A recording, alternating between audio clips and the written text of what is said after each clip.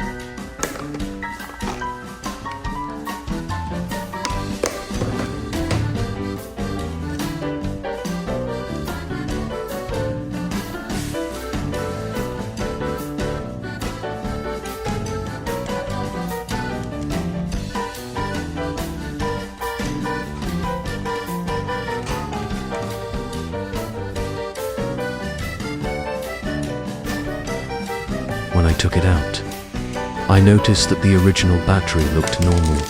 No swelling, no signs of burning, and no physical damage. However, when I measured the voltage, I discovered that the battery was completely drained. This was the exact reason why the vacuum could not start. A vacuum cleaner usually requires a certain voltage level to power the motor. If the battery is completely depleted, the machine will not receive the necessary power to operate.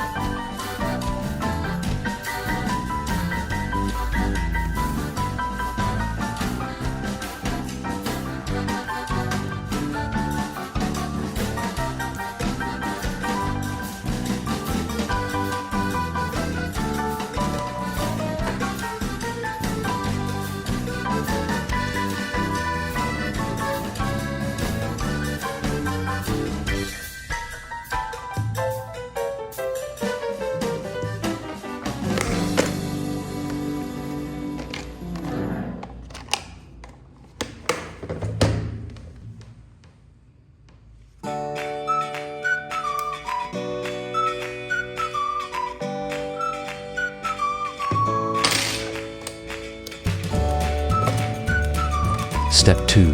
The solution. Reviving the battery with a laptop power source after discovering that the battery was fully drained. I remembered a useful trick, using a laptop power adapter to revive the battery. This is a method that many repair technicians often apply when dealing with batteries that are dead or have dropped too low in voltage. The revival process went as follows. Prepare a laptop power source, usually a 19 volts adapter. Connect the wires from the adapter to the positive and negative terminals of the battery. Hold it for a short period of time so the battery can regain some initial charge. After performing this step, the battery began to show signs of recovery. The voltage increased slightly, enough to move on to the next steps.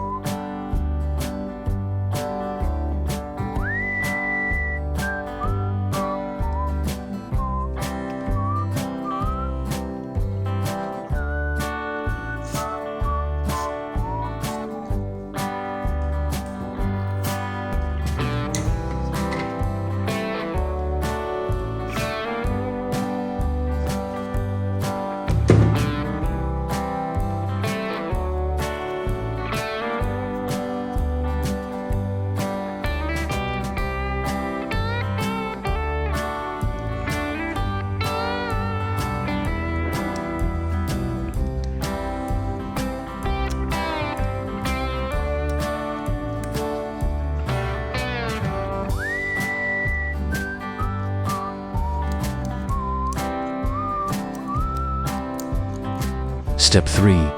Reassembling the battery casing. Once the battery was revived, I proceeded to reassemble the casing. This step is crucial to ensure the battery is safely protected, avoiding short circuits or damage during use. When reassembling, I paid attention to placing the battery cells in the correct positions, checking that the protection circuit BMS was still functioning, making sure all solder joints were firm and not loose.